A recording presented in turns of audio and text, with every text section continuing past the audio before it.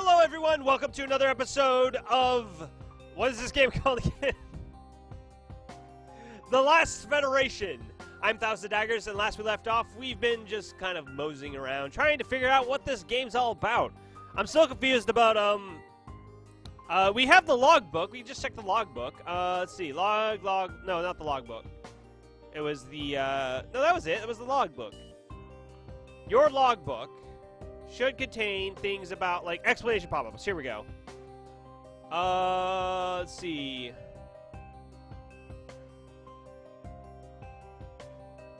Tutorials. Here we go. Power management. No technologies. This is what I want. Detailed intel. This is the... Okay, I know this.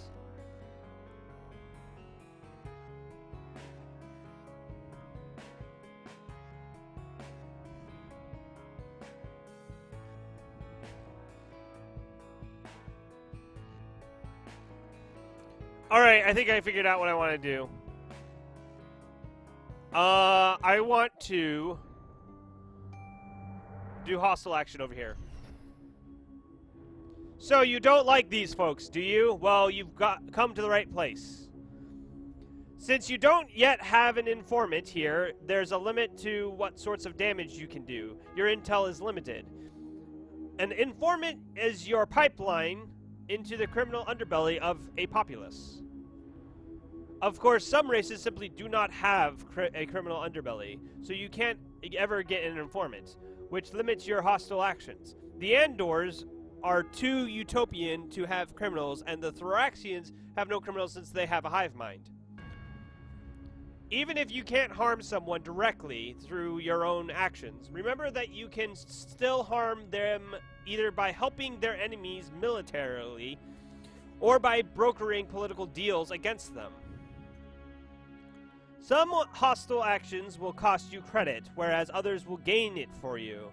This is your social currency, so to speak. Usually you gain credit by doing friendly actions, but it varies. You can then spend credit with almost any race to get them to do what you want, or with mercenaries. Credit is basically money, but it's a little more nuanced than that. The other thing to pay close attention to is how much influence you gain or lose with various races through your actions. The higher your influence with a race, the easier it is to get them to do things for you. The lower it is, the more likely they are to try to kill you. So we can recruit an informant here. That costs us 1,000 credits. We have the money, so why not do it?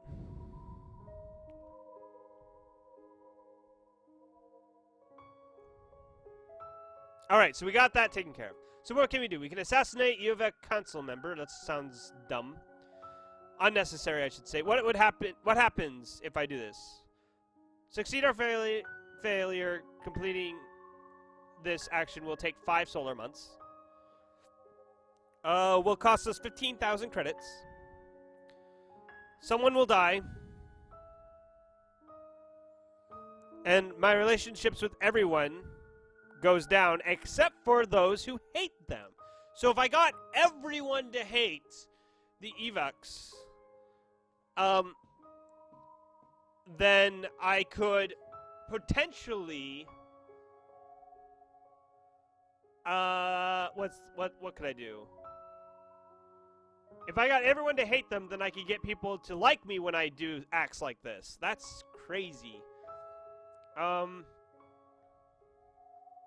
So like here, I could damage my influence with the Evox to gain with the Thoraxians, but not very much. So this is the hire saboteurs against Moon Colony. Plant false evidence of conspiracy. Expense dispatch. So I can do orbital bombing, which kills some of their planetary defenses, it looks like, and population. And I will spend money to do this. Damage relations with other races. I could get them to hate the Andorians. That would cost me Anywhere from 1200 to 14? Okay.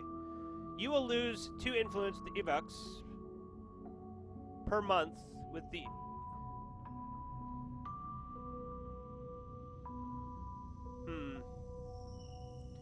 I think we're going to hold off from that. I just wanted to hire an informant so we could do things.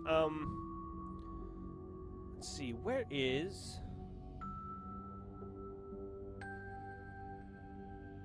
I feel like I should have some more tech, you know.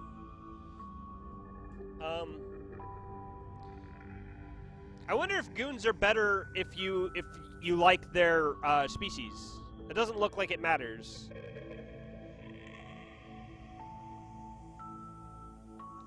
So we're going to...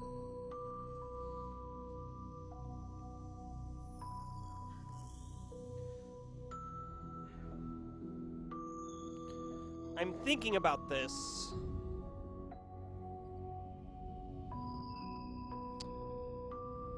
I'm thinking of giving the Borings spacefaring.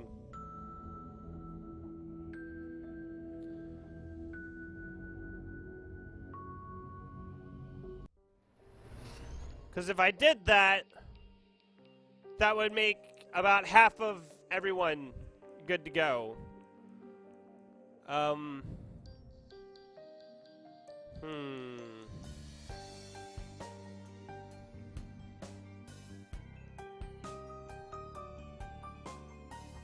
Because we could deliver spacefaring tech. What would happen? Oh, we'd only lose 10 influence with these two, but 100 with the Evox. Why so much with the Evox? This might be worth it, actually. Let's take this action. Because we get more money for it, too. Okay, so where is the... I need to get there. And we need to avoid the probes. Okay, so we're going to disable weapons. We're going to put a lot of it into... There we go. That's good. Okay. So we're just going to try to get there as quickly as possible. We're going to hold fire. And we're just going to try to avoid these... Oh! You clever sons of bitches. Okay, so if I do this, and then do this, and then do that. Oh, come on, come on, come on, come on. No, we got hit! I think. By the Andors. So we might have lost 10 influence with the Andors. The Borines are now spacefaring. They are solitary and dangerous. They may be a difficult ally. Special abilities unlocked. Oh, shiny new toys for your flagship. You may think that combat is easy now, but as the game progresses, it gets steadily harder. As combat becomes more tense, you will need to rely on the ever-growing list of special abilities, as well as the tech upgrades you've already been introduced to. Using a special ability sacrifices a normal turn, one where you move and/or attack. Instead, it just uses the ability and whatever previous momentum your ship had is retained. So you may drift some more depending on how fast you were going at the end of the last turn.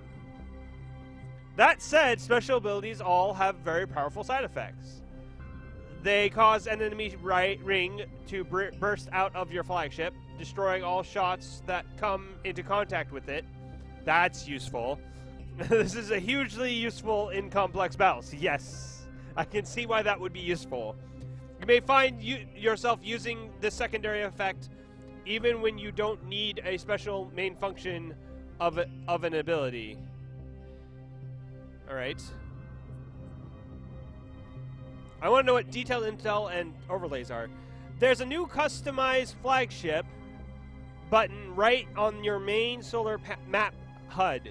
Clicking into this screen lets you choose which 6 specific abilities are assigned to your flagship and which these guns are equipped to.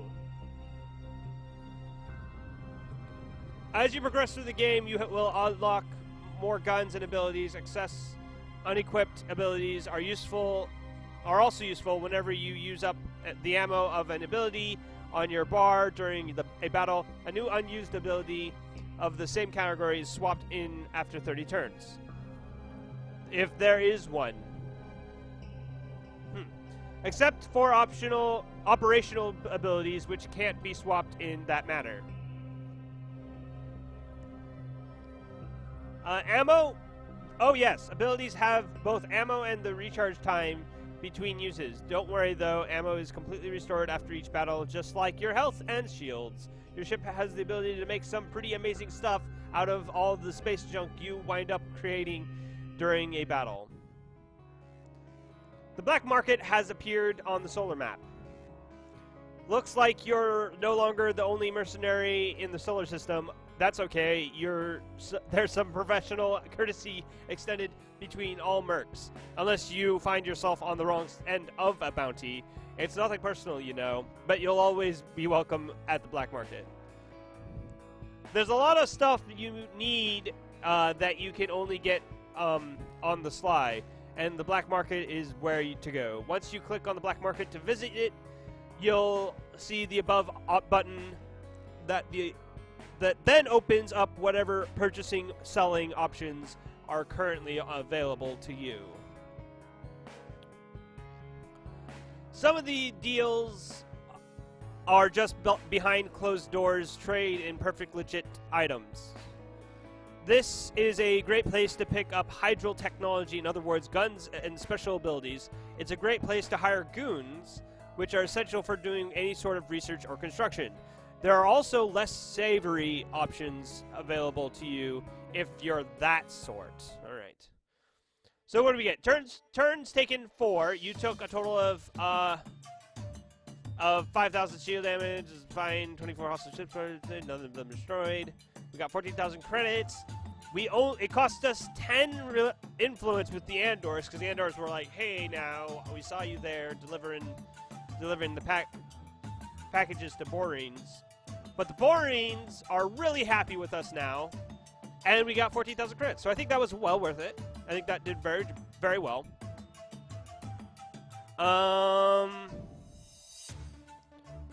So we are going to do custom flagship. Oh, here we go. So what do we have here? We only have the 3 guns, but we have abilities allowed to swap in mid-combat. We have a cloaking device, it looks like. Offensive abilities. Anti-swarm lasers. Lasers shoot out at all SM enemies ships within range 800 of your flagship, damaging them a moderate amount. Fires a wave of concussion shots to smash floating debris down to size. Does almost no damage to ships. Giga Cannon! What is that from? Giga Cannon. I can't remember.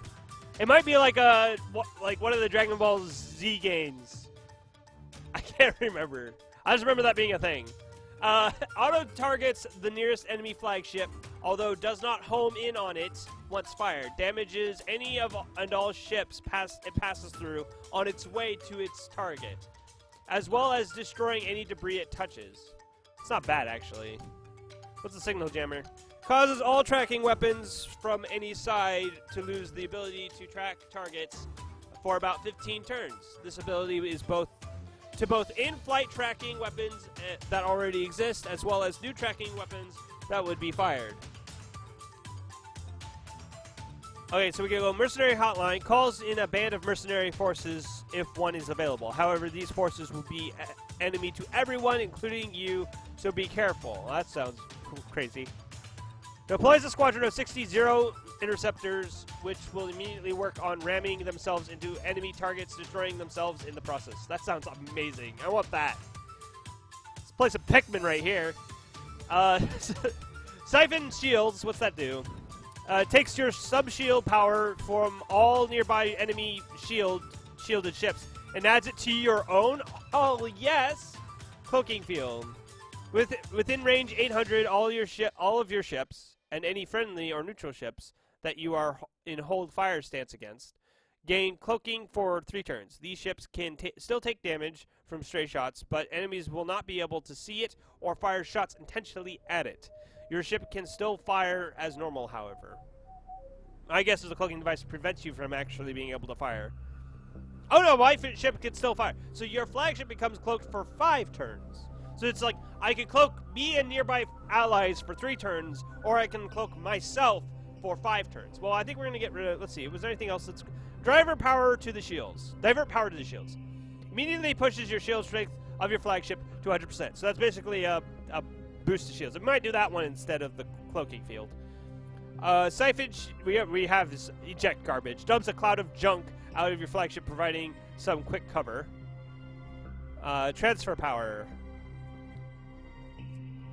Can only be used when your shields are at full and when you have at least 25% hull strength health. This ability causes your shields to immediately drop to 0 and your hull takes 20% damage. In exchange, all of your attacks gain 4 times. That sounds crazy. Why would you do that?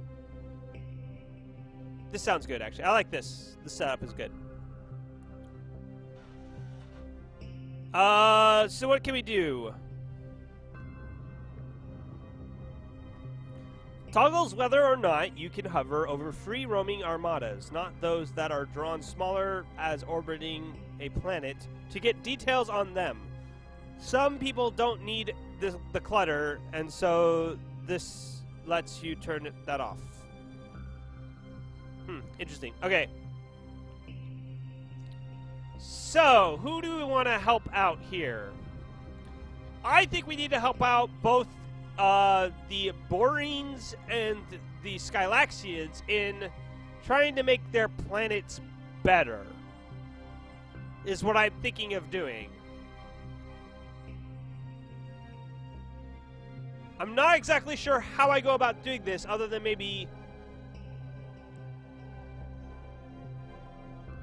so, Armada's construction is not what I really want to do. Space outposts. Oh, we can learn technology from them. Ah, here we go. Yeah, we want this. Can we take this action? How much will it cost us?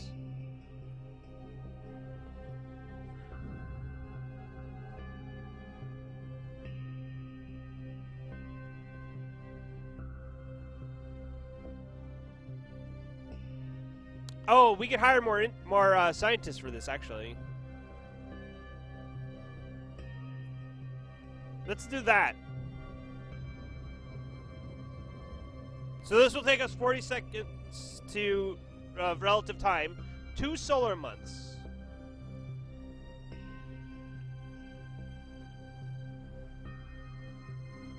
Alright, let's do this.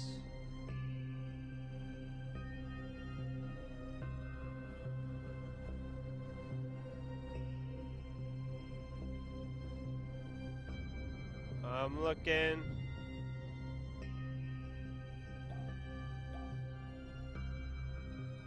So we should have learned some tech, correct?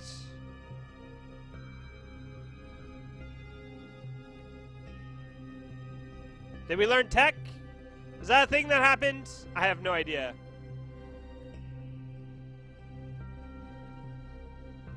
That's not what I want. Race relations? No, that's not what I want. Racial power grid. I think this is the one I want. I want to check to see who has the most science.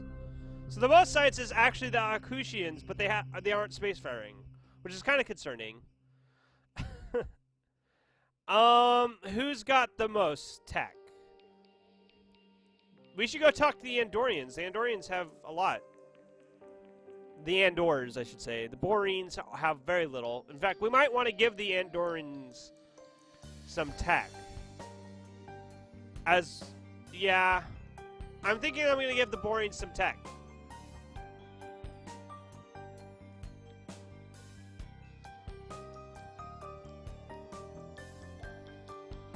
Two solar months, the equivalent of 41 seconds relative time, have passed while you were dispatched on the mission. So yeah, we used up 2 science, so it cost us 2,000 credits to be able to research it in 41 seconds. Okay, cool. So that was done. Let's go talk to their government. Their government that lives in a cave. As a race of solitary quadrupeds, the Borines hardly seem poised to take over the solar stage. That said, in their own quiet way, They are extremely powerful. They are excessively logical. If their regents believe that the Federation is truly in their best interests, they will be a staunch ally. If they fear the Federation, they did not continue. It might have been a scroll. I could have scrolled maybe. Your gift of Starflight will not soon be forgotten, my friend. Indeed. So, let's see. Local jam deals. We should get them to colonize a moon?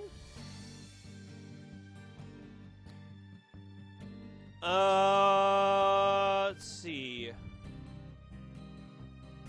I don't think we need to worry about them doing more warship mobilization. But doubling it for 30 months for relatively short cost is pretty good. Let's execute that deal. This deal is pretty expensive. However, it might be useful. It also gives us 1 influence with them. I think we're gonna do this for the Borings. They need some help. All right, so there's that. I thought I could have sworn that time was moving. Oh well. Well, I'm gonna end the episode there. So if you enjoyed the episode, please remember to like, comment, and subscribe. And I'll see you all next time.